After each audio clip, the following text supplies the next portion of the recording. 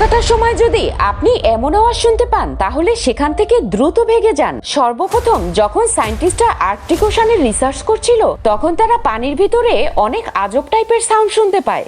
এর কারণে আশেপাশের সব পশু পাখি দৌড়ে পালিয়ে যায়। নেক্সট, যদিও বেলুগা হুইল মানুষের জন্য হার্মফুল নয়, কিন্তু আপনি যদি এই আওয়াজ শোনেন তাহলে সেখান থেকে দ্রুত ভেগে যান, কারণ এই বেলুগা হুইলের আওয়াজ একদম মানুষের মতোই হয়।